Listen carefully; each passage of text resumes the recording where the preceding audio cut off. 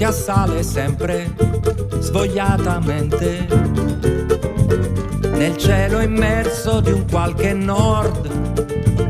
Resti nel letto a luci spente, l'istinto dell'emigrante funziona quasi proporzionalmente.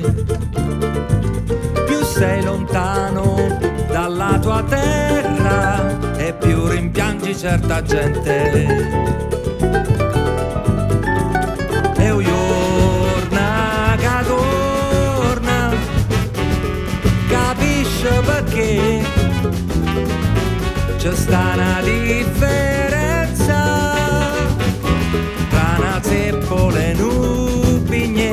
E un giorno che torna capisci a dove sta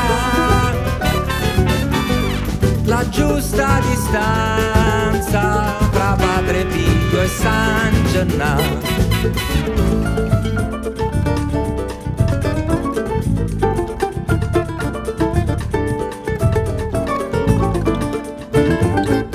L'istinto dell'emigrante ormai da tempo non è più per niente una valigia, lo spago e addio. La povertà non è il movente, l'istinto dell'emigrante più che sovente si tratta di un ottimo salvagente. Se sei a secco di identità, lui ti rinnova la patente. E un giorno che torna capisci perché c'è sta una differenza tra Varcaduro e Saint-Tropez. E un giorno che torna capisci a dove sta la giusta distanza tra un mondo fuori e sta città.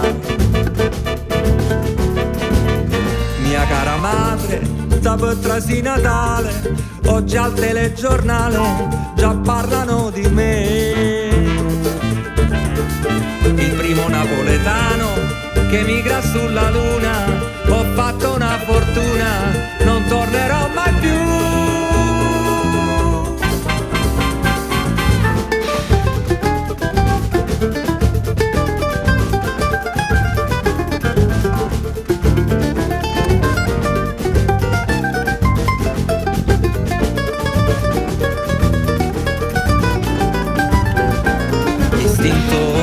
Dell'emigrante puoi pure credere che non ti possa più fare niente, ma poi ti cantano torna sul riento e piangi come un deficiente.